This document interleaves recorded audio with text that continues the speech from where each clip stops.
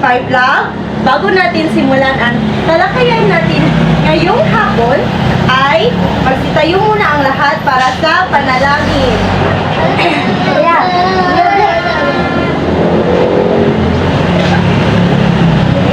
Sa ngalan ng Ama, ng Anak, ng Espiritu Santo. Amen. Ama namin, sumasalangit ka, sambahin ang pangalan mo, mapasa amin ang hayag mo, sundin ang loob mo dito sa lupa para lang sa langit. Bigyan mo kami ng aming kakainin sa araw-araw at patawarin mo kami sa aming mga sala para na ang kapatawad namin sa kapatala sa amin. At huwag mo kami ipahintulot sa tukso at yadya mo kami sa ilang masasama. Amen. Sa ngalan ng Ama, ng Anak, ng Diyos, Espiritu Santo. Amen. Bago tayo umupo ay kakanta muna tayo ng Kung Ikaw ay Masaya, Tumawa Ka. Tumawa ka. Sige. Kung ikaw ay masaya, pumalakpak. Kung ikaw ay masaya, pumalakpak. Kung ikaw ay masaya, buhay mo ay sisigla. Kung ikaw ay masaya, pumalakpak. Kung ikaw ay masaya, tumawa ka. Kung ikaw ay masaya, Tumawa ka. kung ikaw ay masaya, Buhay mo ay sisigla. kung ikaw ay masaya, tumawa ka. Ayan! Ang saya natin. Ang sabi ko, so...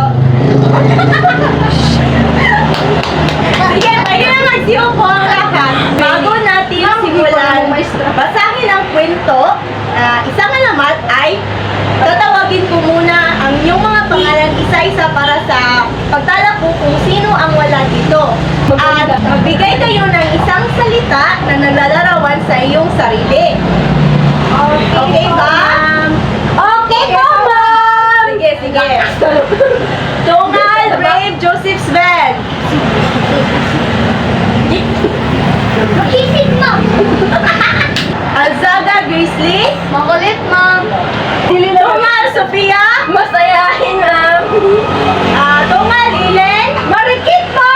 Donald, Ami. Maganda at sexy, Wow! O ayan, parang walang lumiban ngayon sa klase. Bigyan natin ng Tatlo. Junicia Club ang ating sarili. 1, 2, 3. Very good. 1, 2, 3. Very good. 1, 2, 3. Very good. Very good. Very good. Junicia! At ngayon ay may inahanda akong palaro sa inyo. Gusto niyo ba maglaro? Oo! Ang gagawin niyo ay hulaan niyo kung anong mga salita ang nandito sa harapan niyo. Una, ma'am! Nuslo! Nuslo! Hindi! Hindi! Luzon! Hindi! Luzon! Luzon! Mahusay! Brave, Joseph, Sven. Halika dito, Brave! Paminaw. Idikit mo ito. Ako magtabangan. Sige, idikit mo ito dito sa harapan. Sabi sa Luzon. Yan na ipagkakakagad. Wow! Kami ang badass. Yung pangalawa! The pretty Sino ang one. kakahula dito? Visayas! Mahusay! No! Idikit mo. Hi. At panghuli ay... Grizzly! Mindanao. Magaling! At ngayon, sa nakikita nyo, may ideya ba kayo kung ano yung alamat na babasahin natin ngayon? Tungkol sa ating bansa. Tungkol sa ating bansa. Sino ba ang may ideya? Kapililan! Ami, tatlong pulo sa Pilipinas. Magaling! So, bago natin talakayin ang basahin ang kwento, ang alamat ay basahin muna natin ang kahulugan kung ano nga ba ang alamat. Sino gusto bumasa? Sophia. Ano ang alamat? Ang alamat ay isang uri ng kwentong bayan at panitikan na nagmula ng mga bagay-bagay sa daigdig. Alam na natin kung ano ang kahulugan ng alamat. Ito ay isang uri ng kwentong bayan at panitikan, tas nagsasalaysay kung saan ang mga bagay sa daigdig nagmula. Dito, sino ang makapagbigay ng isang halimbawa ng alamat? Alamat ng bahag-ari. Alamat ng baghari. Ami. Ma'am, alamat ng sampalok. Sophia. Alamat ng bayabas. Brave. Alamat ng pinya. Oh, alamat ng pinya. Ano yung kwento ng alamat ng pinya? Pinya, dili kita bisan pangutan ang sinilamay. Ayun. Tanaon na ang balde ko adi manuko kita tanaman. Sinahiwa si Pinya. Di magic. Di magic teacher sa wish. Okay. At ngayon, ibang alamat naman ang ating babasahin. Ito ay ang wala po siya. Ito ay ang alamat ng Pilipinas. Sino ang may alam ng alamat na ito? Sophia po, ma'am. Sophia? Grisle. Wala. Red. Parang wala nakakaalam ito. Kaya mag-study na lang. Ngayon ay babasahin natin. Sabay-sabay natin babasahin. For the alamat ng Pilipinas. Noong unang panahon sa bansang Pilipinas, may mga higanteng nakatira sa kuweba. Sino ang nakatira sa kuweba? Gante! Susunod! Kailangang maiwan ng tatlong magkapatid dahil ang higanteng ama ay mga aso sa kabilang pulo. Bakit kailangang maiwan ng tatlong magkakapatid? Dahil kailangang mga aso ng ama. Tapos, Ngunit si Minda ay hindi sumunod sa utos ng ama na utos ng Okay. sa utos ng ama na Nilabas ng kuweba. sino ang hindi sumunod? Si Minda. Ang katapusan sa alamat ng Pilipinas ay naging tatlong malalaking pulo ang magkakapatid na sinatawag natin ngayong Luzon, Visayas at Mindanao. Anong nangyari sa tatlong magkakapatid Nagiging malaking tatlong pulo na tinatawag natin ngayong Luzon, Visayas at Mindanao?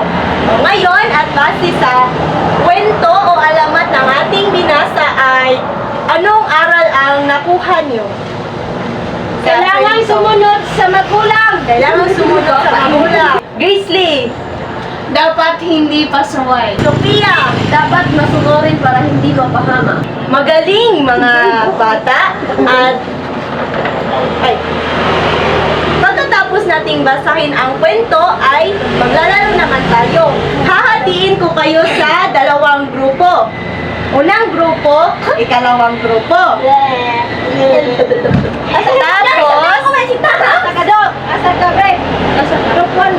Tapos may ibibigay ako sa inyo na papel at kalakip nito ay ang mga nangyari sa kwento at ang gagawin nyo ay aayusin ang pagkakasunod-sunod nito. Tapos, ang unang grupo, hindi pa, ang unang grupo na unang makapagsunod-sunod ng mga nangyayari ay bibigyan ko ng 15 puntos. Okay ba? Opo! Dali, dali. Sige, mukha na tayo. Dali.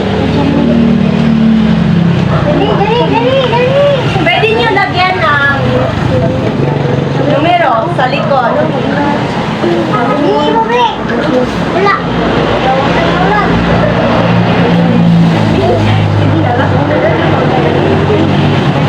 Nakuha na?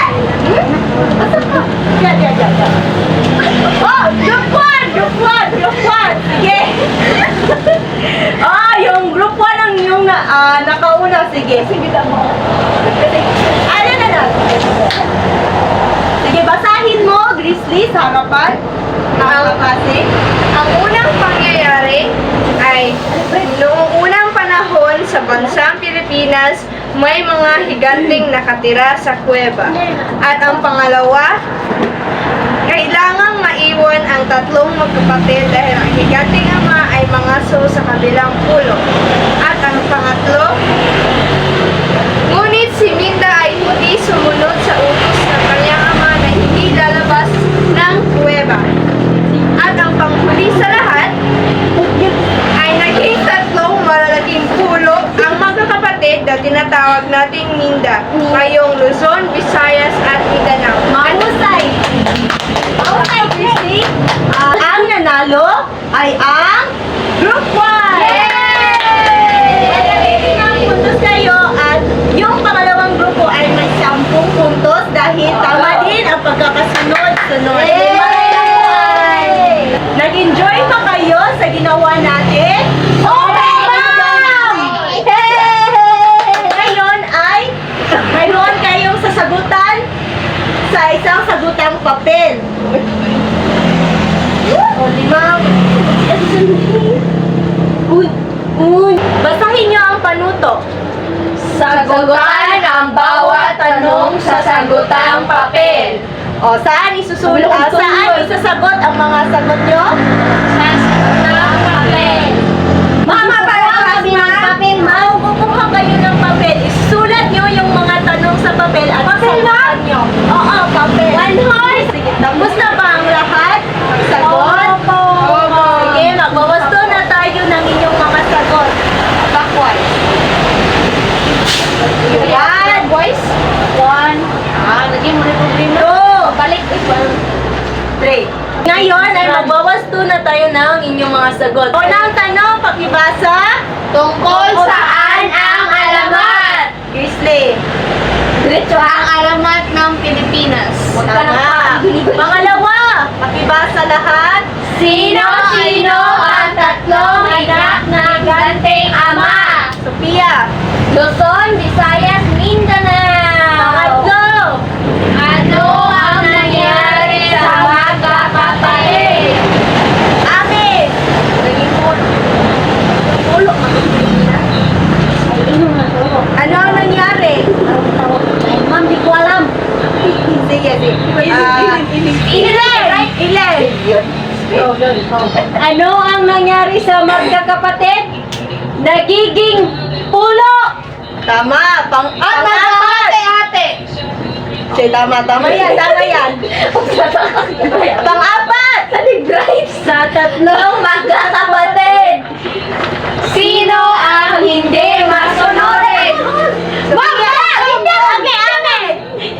Sabi ni Sophia, Minda! Minda. Pang-lima. Ano ang aral na iyong nakuha sa kwento? Dapat nagmasunurin na! Very good ako, ma'am. Sino pa may ibang sagot dyan? Siyempre ako sa classmate. Huwag maging... Grizzly. Makinig sa magulang upang hindi mapahamak. Tama yan. Nakakatanda na... Ngayon ay itatala ko na ang inyong mga score. Sophia. 4, 4, ma'am. Grizzly. 5, ma'am. Ilan? 5, ma'am. Bright. Chill, bright? Ami. 4, ma'am. Mahusay, magagaling. Permatax. At dahil karamihan ay nakakuha ng malalaking score, kaya bigyan natin ng 5 bagsak. 4, 5. Saulin nyo na ang mga papel ng iyong kaklase. Ay, gusto! O, tangko! Ibang papel ng grade. Ako, malay mo naman gusto mo ito. Kami gusto na.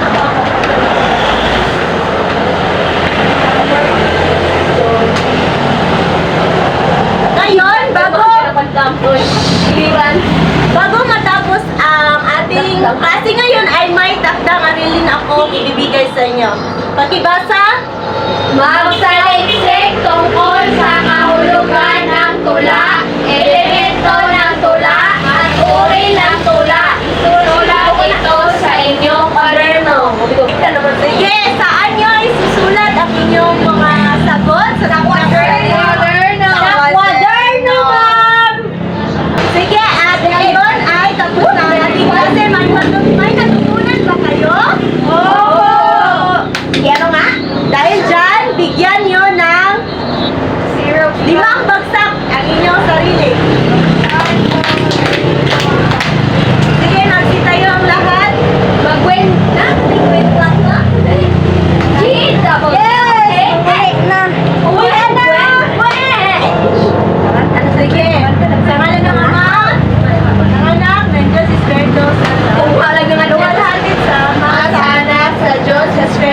Santo, para noong una, ngayon, at magpausawalang hanggan. Amen. Sa ngalan ng Anak ng Diyos, Espiritu Santo. Amen. Paalam na, grade 5 lang. Paalam na po! Binibining Sunday. Bye, ma'am. Yay! Lollipop! Lollipop! Ano ba ito?